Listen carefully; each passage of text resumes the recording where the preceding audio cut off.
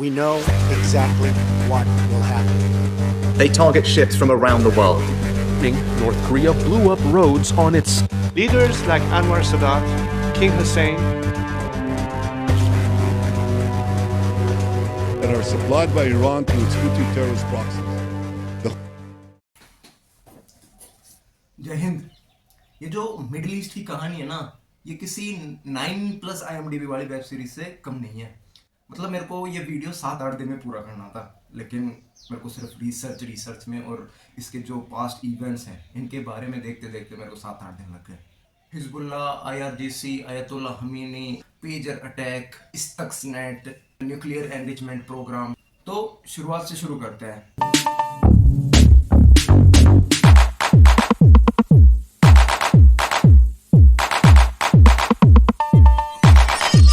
ये जो टॉपिक्स है ये मैं कवर करूंगा इस वीडियो में, तो आप अपनी सुविधानुसार उस हिस्से पे जा सकते हो क्योंकि वीडियो थोड़ा ज़्यादा ही लंबा है। तो जब से ईरान ने इजराइल पे 180 मिसाइल छोड़ी है ना, तब से वर्ल्ड वॉर 3 की चर्चा मार्केट में बढ़ गई है, स्पेशली न्यूज़ चैनल। आज तक डिजिटल ब्रेकिंग तीसरा विश्व युद्ध शुरू हुआ तो 3 टुकड़ों में बट जाएगी दुनिया। मेरे साथ पूछता है भारत। टू बी ऑनेस्ट, मेरे को ऐसा लगता है ना कि लोगों को वर्ल्ड वॉर 3 के इम्पैक्ट से ज्यादा इस बात की चिंता है कि वर्ल्ड वॉर 3 होगी कब। हमें देखना है इन पर्सन, मतलब कि आंखों से देखना है world war 3।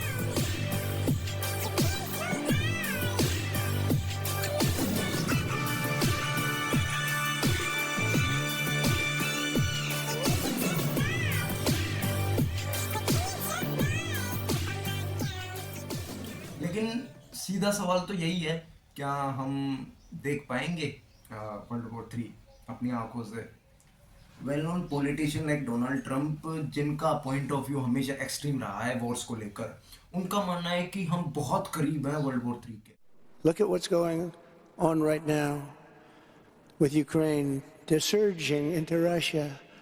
Okay? You're going to end up in World War 3. And it's going to be a bad one.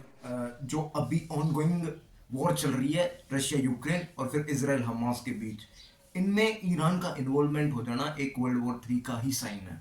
Donald Trump कहते हैं कि अगर मैं इस वक्त यूएसए का प्रेसिडेंट होता तो रशिया यूक्रेन वॉर भी नहीं होती, इजराइल हमास वॉर भी नहीं होती। लेकिन डोनाल्ड ट्रंप के लिए ऐसा बोलना बहुत जरूरी हो जाता है क्योंकि वो एक पॉलिटिशियन। डोनाल्ड ट्रंप, मुझे जितना समझ आया ना, उस हिसाब से डोनाल्ड ट्रंप एक ग्रुप का वो दोस्त है जो हमेशा कहता है कि भाई मैं तो ना सकता। Where I could stand in the middle of Fifth Avenue and shoot somebody and I wouldn't lose any voters, okay? It's like incredible. Whether you love me or hate me, you got to vote for me. Sachin Tendulkar to Virat Kohli. क्योंकि Donald Trump के जो extreme point of views हैं वो होते तो extreme है लेकिन बहुत स्ट्रेट होते हैं, इसीलिए डोनाल्ड ट्रंप को लोग पसंद भी करते हैं world wide. We will find you. We will eliminate you. This is what the end result is.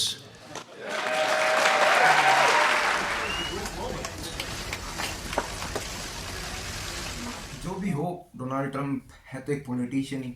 वो अपनी स्टेटमेंट ऐसी ही यूज करेंगे जिसमें उसको पॉलिटिकल बेनिफिट हो। तो हम डोनाल्ड ट्रंप की बात ना मानकर थोड़ा एक्सपर्ट्स की बात को समझने की कोशिश करेंगे। And they said these 4 countries that you identified here represent a threat to the United States we haven't seen in multiple decades. Fox News का एक आर्टिकल मिला था जिसका लिंक डिस्क्रिप्शन में है, आप खुद चेकआउट कर लेना, जिसका कंक्लूजन ये था कि यूएसए जो है ना वो एक बहुत बड़ी वॉर के पास जा रहा है धीरे धीरे, और वो वॉर जो है वो ये 4 देश मिलकर कर सकते हैं, रशिया, चाइना, ईरान और नॉर्थ कोरिया। यूएसए के अगेंस्ट ही होगा। आइडियोलॉजिकली ये सारी कंट्रीज एक तरीके से सेम नहीं है, लेकिन फिर भी ये चारों मिलकर यूएसए को एक बहुत बड़ी वॉर के करीब लेके जा सकती हैं, and that could be world war 3। ये बातें यूएसए के फॉर्मर मिलिट्री जनरल कीन ने कही है, और रशिया चाइना की जो भी नेवल ड्रिल्स चल रही है उसको पॉइंट आउट करके ये भी कहा है कि something big is coming soon. इसके साथ ही अभी अक्टूबर में कुछ दिनों पहले एक स्टडी पब्लिश हुई थी, दिखाता हूँ ये corporation between China, Iran, North Korea, Russia, current and potential future threats to America. इस स्टडी में यही बताया कि यूएसए एक वॉर के करीब जा रहा है, बहुत बड़ी वॉर के करीब। देखा जाए तो मेजर जनरल कीन और इस स्टडी की बातें सही है, क्योंकि यूएसए जो है अपने एलाइज को धमाधम वेपन सप्लाई किए जा रहा है। बात को पॉइंट आउट करते हुए रशिया के फॉरेन मिनिस्ट्री ने एक इंटरव्यू में कहा कि नोबडी वांट्स न्यूक्लियर वॉर। और न्यूक्लियर वॉर का मतलब क्या है? Simple indication to world war.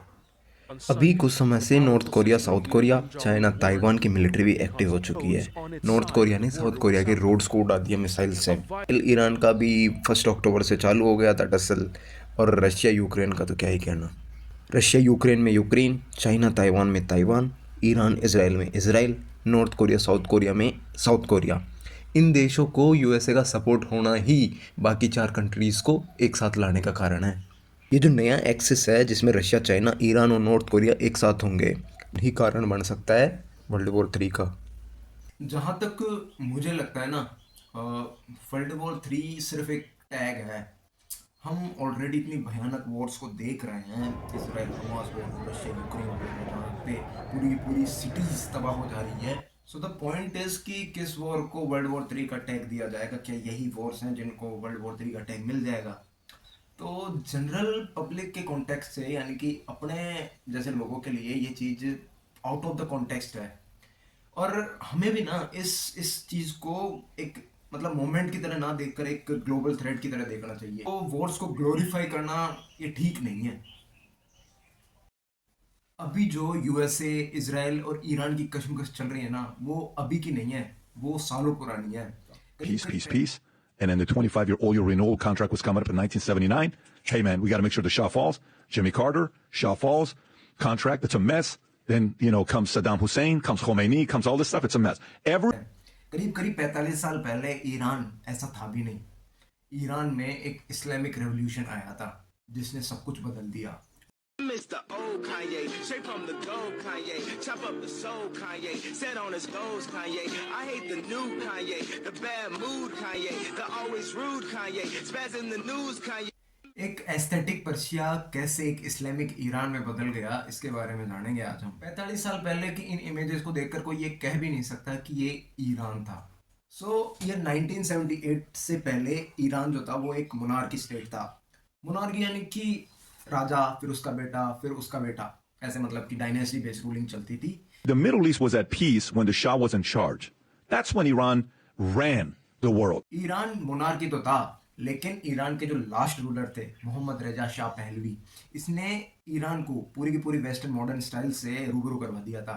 और इसी वेस्टर्न स्टाइल्स के खिलाफ और मोनार्की के खिलाफ ईरान में कुछ इस्लामिक ग्रुप्स ने एक प्रोटेस्ट स्टार्ट किया था। और उस प्रोटेस्ट को दबाने के लिए, रोकने के लिए मोहम्मद रेजा पहलवी ने ओपन फायर डिक्लेयर कर दिया था, जिसमें हजारों लोगों की जान चली गई। That day, Black Friday, the Shah's army opened fire in the streets of Tehran. Open fire declaration के बाद हजारों लोग मारे गए। फिर प्रोटेस्ट इतना ज्यादा बढ़ा कि रेजा पहलवी को देश छोड़ के भागना पड़ा। ये प्रोटेस्ट इतना भयंकर हुआ था कि इसको इस्लामिक रेवोल्यूशन ऑफ ईरान भी बोला जाता है। और इसका मास्टरमाइंड था अयतुल्लाह ख़ामेनी, जो आज भी ईरान का सुप्रीम लीडर है। It was shocking. It was really shocking. About 10 million people came to streets. Middle east की पूरी हिस्ट्री में अयतुल्लाह ख़ामेनी जैसा लीडर नहीं आया था अभी तक। मतलब उसको वेलकम करने के लिए ईरान के करोड़ों लोग एक साथ सड़कों पे आ गए थे। जिन लोगों ने इस इंसिडेंट को अपनी आंखों से देखा था, उन्होंने इसको बहुत ही ज़्यादा आइकॉनिक बताया था, क्योंकि इतनी बड़ी भीड़ एक लीडर को, एक आदमी को अपना सुप्रीम लीडर डिक्लेयर करने के लिए आई थी। अब अयतुल्लाह ख़ामेनी में ऐसा क्या था कि यही ईरान का सुप्रीम लीडर बना। एक्चुअली बात ऐसे थी ना कि मोहम्मद रेजा शाह पहलवी ने मॉडर्न स्टाइल को, मॉडर्न लाइफस्टाइल को इतना ज़्यादा अडॉप्ट कर लिया था कि ईरान पूरी तरीके से बदल चुका था। और ये जो मॉडर्न लाइफस्टाइल थी, ये बेसिकली यूएसए मेजरली यूएसए, लेकिन इजराइल से भी इन्फ्लुएंस थी। तो बात ऐसी है ना कि अयतुल्लाह ख़ामेनी ने सीधी रूट कॉज पे बात की कि ईरान का कल्चर खत्म हो रहा है। अयतुल्लाह ख़ामेनी बार बार अपने स्पीचेस में कहते हैं कि मेरा देश बदल रहा है, और इसी बदलते हुए देश के कल्चर को रिवाइव करवाने के लिए अयतुल्लाह ख़ामेनी अपने स्पीचेस में बार बार ये भी कहते हैं कि ये जो वेस्टर्न सिंबल्स ऑफ मॉडर्निटी है, यानी कि सिनेमाज, रेस्टोरेंट्स, कैफ़े और बैंक, कपड़े, आउटफिट्स, जो भी है, मतलब कि जो लाइफस्टाइल है, उसको जड़ से उखाड़ के फेंकना होगा। और जब मोहम्मद रेजा शाह पहलवी देश छोड़कर भागता है, उसके बाद अयतुल्लाह ख़ामेनी ने इस्लाम पर इतने कठिन, इतने कैड़े, इतने रिजिड इस्लामिक लॉज इम्प्लीमेंट किए कि ईरान की पूरी तस्वीर एक साल में बदल गई। 2022 में जब मासा अमानी की डेथ हुई थी और उस डेथ ने जो एंटी हिजाब प्रोटेस्ट चालू किया था वर्ल्ड वाइड, वो भी इन्हीं रिजिड इस्लामिक लॉज के खिलाफ था।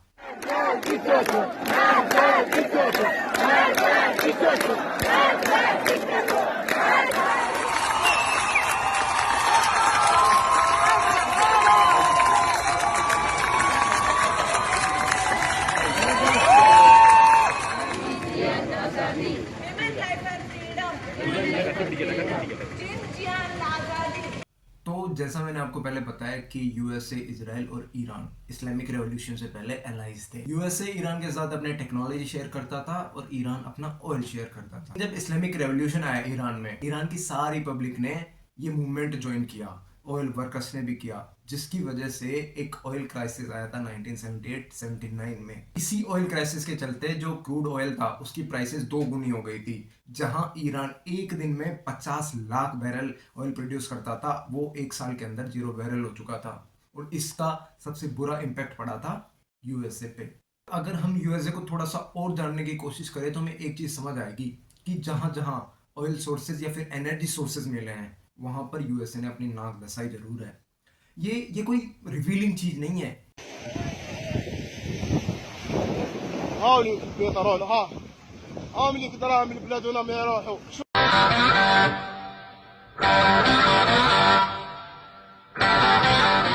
तो मेरे को ये एक आर्टिकल मिला था, world dependence and US foreign policy. ये मैं उसमें डाल दूंगा डिस्क्रिप्शन में, इसको आप देख लेना। स्पेशली वो 1978 ऑयल क्राइसिस के बारे में भी एक बार देख लेना। मतलब इसमें 1850 से लेकर 2023 तक के सारे इवेंट है जिसमें यूएसए और ऑयल इन्वॉल्व है। लेकिन सवाल ये है कि ये इजराइल बीच में कहाँ से आ गया। तो मैंने आपको बताया था कि 1978 में इस्लामिक रेवोल्यूशन आया था और ये आया था अपने कल्चर को रिवाइव करवाने के लिए। लेकिन अगर हम इसको थोड़ा और डीपली जाकर देखेंगे ना, तो ये जो रेवोल्यूशन था ये शिया मुस्लिम मेजोरिटी के लोगों ने किया था। शिया और सुन्नी मुसलमानों की अलग अलग कैटेगरी है, ये आपको पता होगा। बस यही एक कारण है ईरान का इजराइल के खिलाफ हो जाने का। ईरान जो है वो शिया मुस्लिम मेजोरिटी कंट्री है, 90% of the population is Shia Muslims. और इजराइल जो है ये ज्यूज़ की कंट्री है। और आपको जहाँ तक पता होगा ना, जब से इजराइल बना है तब से इजराइल और उसके सराउंडिंग्स की जो कंट्रीज़ है, लेबनान, सीरिया, इराक, जॉर्डन और ये उसके अंदर ही फिलिस्तीन, इजिप्ट, ये कंट्रीज़ पे इजराइल हमेशा अटैक करता ही हुआ आया है। लेबनान और फिलिस्तीन जैसी शिया मुस्लिम्स कंट्रीज़ को इतना तहस नहस किया है कि ये बहुत साल पीछे जा चुकी हैं। ईरान के फॉर्मेशन का root cause he Islamic revolution था। तो ऑब्वियस सी बात होगी ना कि जहाँ जहाँ शिया मुस्लिम्स पर जुल्म उठाया जाएगा वहाँ पर ईरान का सपोर्ट आएगा। और इस बात को तो पूरा ग्लोब अच्छे से जानता है कि इजराइल ने लेबनान और फिलिस्तीन जैसे शिया मुस्लिम कंट्रीज़ पे जब से इजराइल फॉर्म हुआ है तब से इजराइल उनको मार रहा है, उन पर अटैक करे जा रहा है और मिसाइल्स दागे जा रहा है। इसीलिए ईरान का सपोर्ट लेबनान और पैलेस्टाइन में सबसे पहले होना ये बहुत ही ऑब्वियस सी बात है। इजराइल के बारे में थोड़ा सा और जानने की कोशिश की होगी कभी अपने से, तो आपने 6 डे वॉर का नाम जरूर सुना होगा। 1967, Israel decisively defeats 3 Arab armies in what would become known as the 6 Day War. इसमें हुआ क्या था ना कि इजिप्ट, सीरिया और जॉर्डन, इन तीनों कंट्रीज ने इजराइल पर अटैक किया था। लेकिन इजराइल ने इतना बेहतरीन रिटेलिएशन किया कि इजराइल ने इन तीनों को एक साथ हरा दिया और इनका एरिया भी कैप्चर कर लिया। इजिप्ट का सिनाई पेनिनसुला, जॉर्डन से ईस्ट जेरूसलम और सीरिया से गोलन हाइट्स का एरिया कैप्चर किया था इजराइल ने। इस 6 डे वॉर को इजराइल की one of the most intelligent और आइकॉनिक वॉर्स में से एक माना जाता है। क्यों? क्योंकि इस वॉर में जो इजराइल ने एरिया कैप्चर किया था, इस एरिया को इजराइल ने वापस उन्हीं देशों को देकर अपना एक पीसफुल अग्रीमेंट साइन करवा लिया था। और यहीं से अपना तीसरा सेक्शन चालू होता है, दैट इज पीसफुल प्रोसेस। तो उस वक्त में इजराइल के लिए पीसफुल अग्रीमेंट्स का होना बहुत ही ज़्यादा ज़रूरी हो गया था। अब मुझे आपको पूरी दुनिया को ये बताने की ज़रूरत नहीं है कि पीस के बेनिफिट्स क्या क्या है। पीस अपने आप में एक खुली किताब की तरह है, कोई मिस्टीरियस चीज़ तो है नहीं कि पीसफुल एनवायरनमेंट का होना कितना ज़्यादा ज़रूरी है किसी की ज़िंदगी में। तो सबसे पहली जो पीस ट्रीटी हुई थी वो हुई थी इजिप्ट और इजराइल के बीच, जिसको कैंप डेविड अकॉर्ड्स भी बोला जाता है, क्योंकि यूएसए में कैंप डेविड नाम की जगह पर ये ट्रीटी हुई थी। 1967 की 6 डे वॉर में इसराइल ने इजिप्ट का सिनाई पेनिनसुला कैप्चर कर लिया था। और ये जो सिनाई पेनिनसुला है ना, ये आज भी इजिप्ट की लाइफलाइन माना जाता है। क्यों? क्योंकि यहीं से होके गुजरता है वर्ल्ड का busiest trade route, Swiss canal. Sinai peninsula पे कंट्रोल यानी कि स्विस कैनाल पे कंट्रोल, और स्विस कैनाल पे कंट्रोल यानी कि वर्ल्ड ट्रेड पे कंट्रोल। 1967 की सिक्स डे वॉर और 1973 की योम किपुर वॉर के चलते इसराइल और इजिप्ट दोनों में भयंकर इकोनॉमिक क्राइसिस आया, जिसकी वजह से 1974-75 में इन दोनों के बीच सीज फायर एग्रीमेंट्स भी हुए, लेकिन उसमें सीरिया भी इन्वॉल्व था इजिप्ट के साथ। तो इजिप्ट और सीरिया ने इसराइल के साथ सीज फायर एग्रीमेंट किया था, और इसके बाद एक पर्पल लाइन बनाई गई इसराइल और सीरिया के बीच, जिसमें लेकिन ये सीज फायर एग्रीमेंट 1979 में जाकर एक प्रॉपर पीसफुल एग्रीमेंट्स बन गए, जिसको कैंप डेविड अकॉर्ड्स भी बोला जाता है।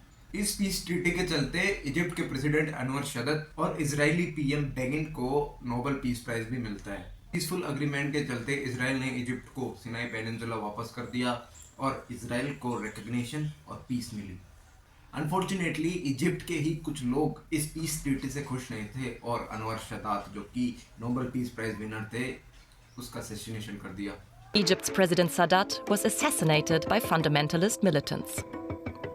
1993 में इजरायली पीएम रेबिन और पैलेस्टाइन के पॉलिटिकल लीडर यासिर अराफात के बीच हुई थी एक पीसफुल कॉन्फ्रेंस, जिसको अरेंज करवाया था यूएस प्रेसिडेंट बिल क्लिंटन ने।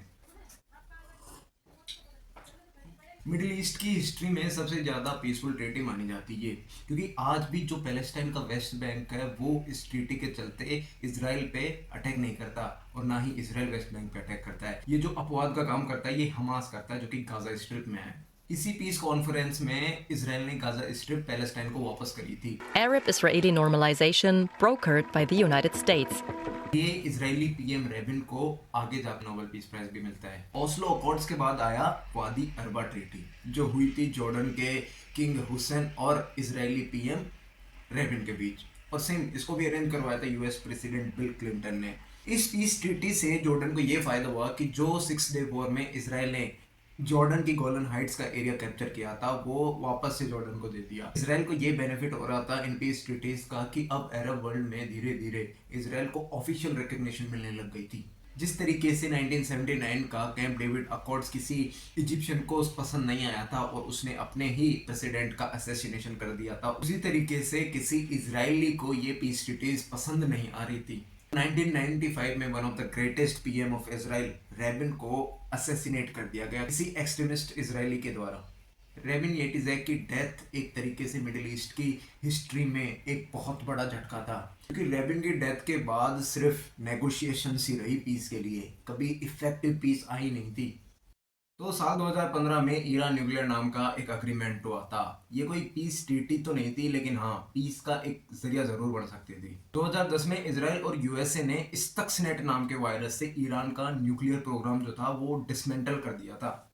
फिर से यूएसए को 2015 में इंटेल मिलती है कि ईरान अभी भी सीक्रेटली न्यूक्लियर प्रोग्राम पे काम कर रहा है। बराक ओबामा ने एक मीटिंग फिक्स करी ईरान के साथ, तो ईरान उसमें बोलता है कि this is only for medical and electricity generation purpose, To be used for peaceful purposes.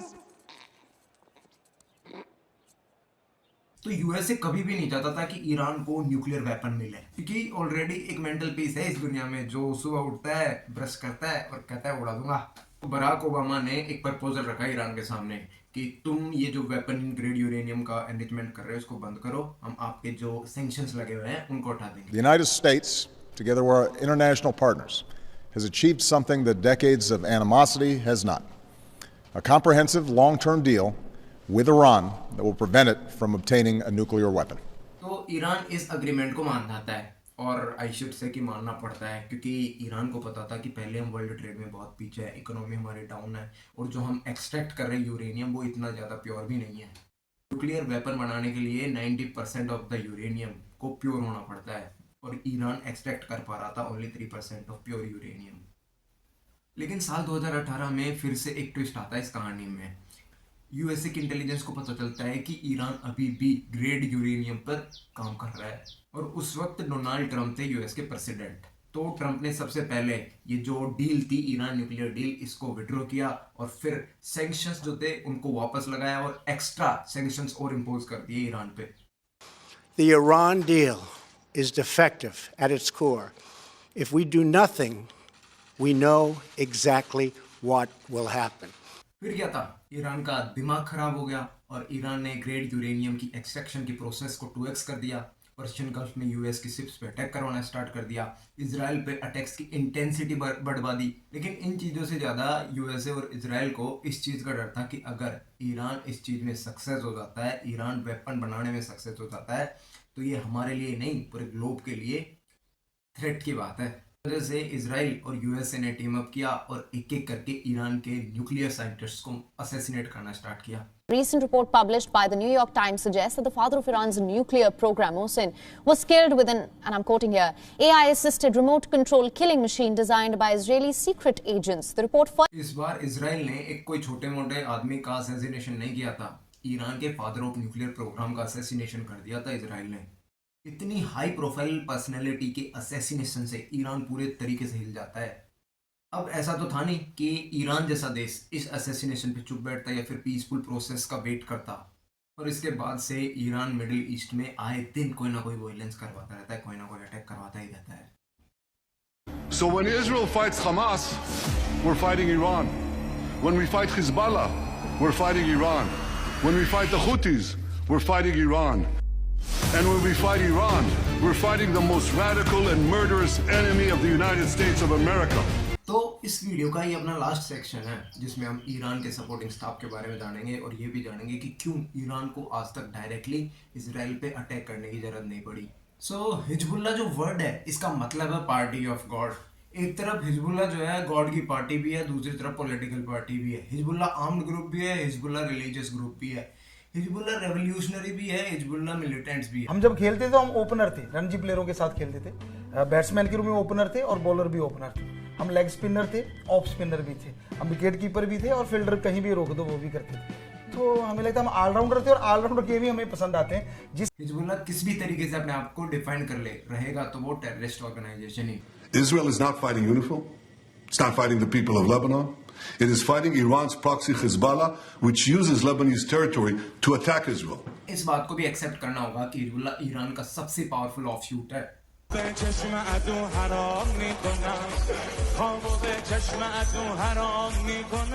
कुछ कंट्रीज का ये मानना है कि हिजबुल्ला को डायरेक्टली IRGC ट्रेन करता है।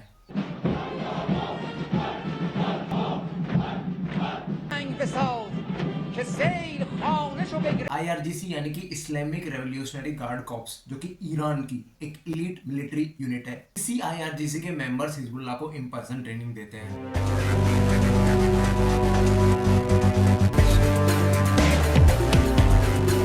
शॉकिंग फैक्ट तो यह है कि हिजबुल्ला जो है वो लेबनीज आर्मी से भी ज्यादा पावरफुल है। लेबनीज आर्मी उसके सामने एक फीकी चाय लगती है। हिजबुल्ला अपने आप को मल्टीपल तरीके से डिफाइन करता है और इतना पावरफुल है, एडमिनिस्ट्रेशन में उसका आता है, जस्टिस में उसका आता है, इसीलिए हिजबुल्ला को बाकी countries state with in state का टैग भी दे रहे हैं। 1992 में इजराइल ने एक एयर स्ट्राइक की। अब उसका प्लान तो ये था कि हिजबुल्ला के चीफ शेख मवाशी को मारना है, लेकिन उसमें इजराइल ने उसके बेटे और उसकी बीवी को भी मार दिया। उसके बाद हिजबुल्ला और ईरान हरकत में आए और अर्जेंटीना की एक इजरायली एम्बेसी को उड़ा दिया, जिसमें 28 से ज्यादा लोगों की मौत हुई थी। और अभी हिजबुल्ला के लीडर और हिजबुल्ला की पूरी एडमिनिस्ट्रेशन को पेजर अटैक और एयर स्ट्राइक्स में उड़ा दिया इजराइल ने। इसकी वजह से ईरान की सब्र का प्रेशर कुकर फिर फटा और ईरान ने 100+ मिसाइल्स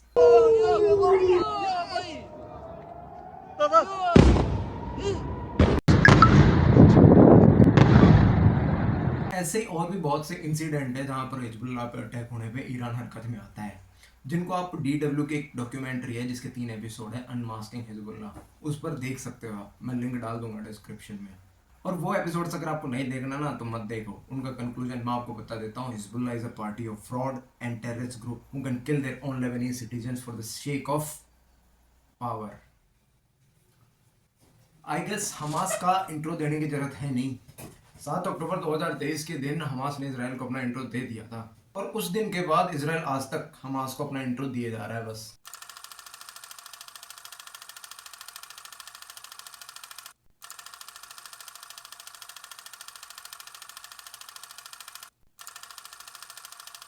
इस्माइल हनिया जो कि हमास के चीफ थे, उसका असैसिनेशन किया इजराइल ने। كما قلت وفي كل مرة أكرر इसराइल के इस मेथड को लेजेंडरी मैं इसलिए बोल रहा हूँ क्योंकि कोई उल जलूल जगह पे नहीं हुआ था हनिया का असैसिनेशन। ईरान की कैपिटल तेहरान में असैसिनेशन हुआ था इस्माइल हनिया का। मोसाद ने ईरान की कैपिटल तेहरान में असैसिनेशन के 2 महीने पहले ही बॉम्ब इम्प्लांट कर दिया था और इस्माइल हनिया सोते सोते ही पूरी तरीके से फट गया। हमास भी हिजबुल्लाह की तरह ही एक पॉलिटिकल पार्टी है और एक फाइटर ग्रुप है जिसपे ईरान का हाथ है। ईरान हमास को वेपन देता है, पैसे देता है और इन पर्सन ट्रेनिंग भी देता है।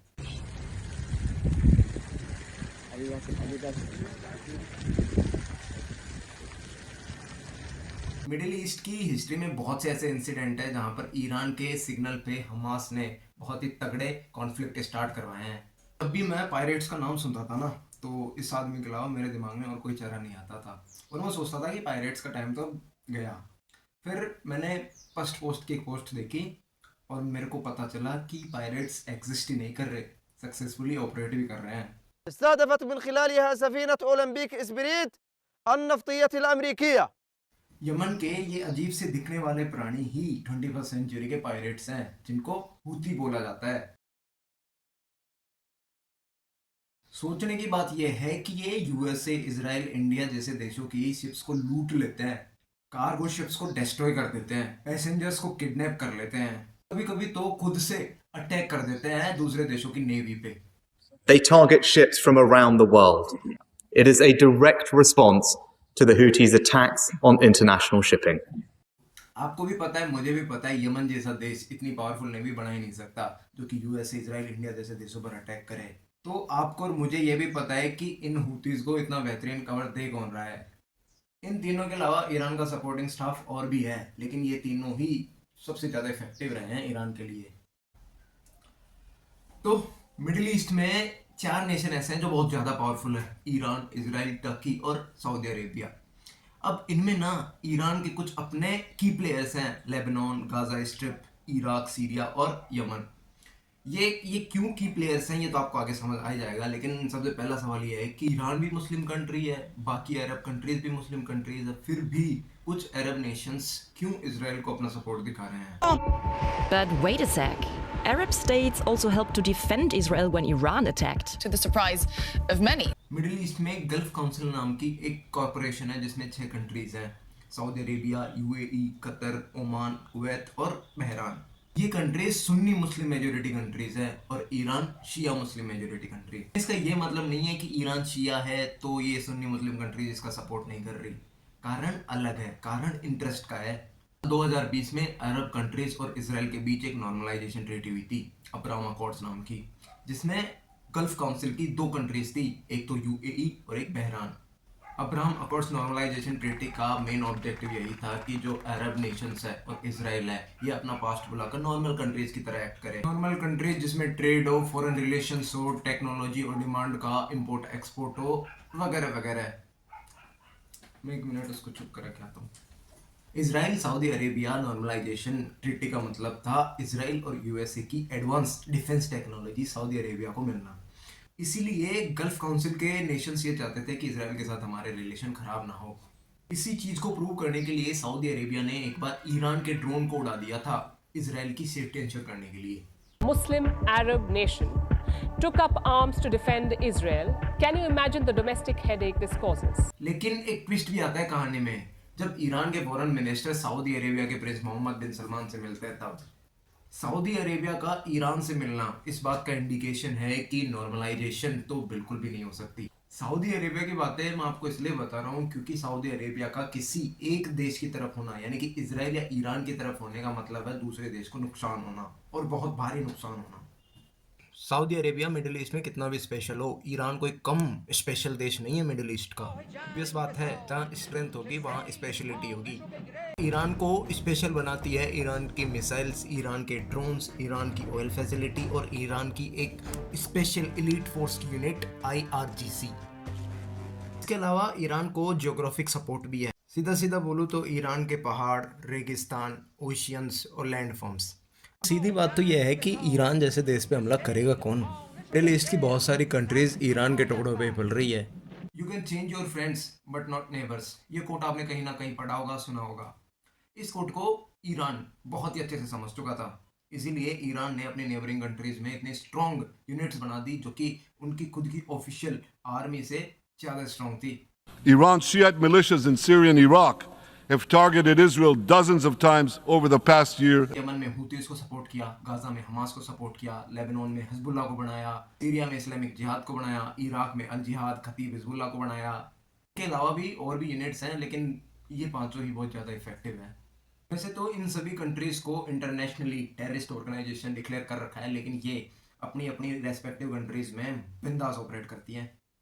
It's used as the entry point for weapons that are supplied by Iran to its Houthi terrorist proxies. इसलिए हो सके तो शेयर कर देना कि जितने ज़्यादा शेयर होंगे उतने ज़्यादा शायद फीडबैक हो, और कहना कि कैसा लगा आपको, खुशी होती है। जय हिंद।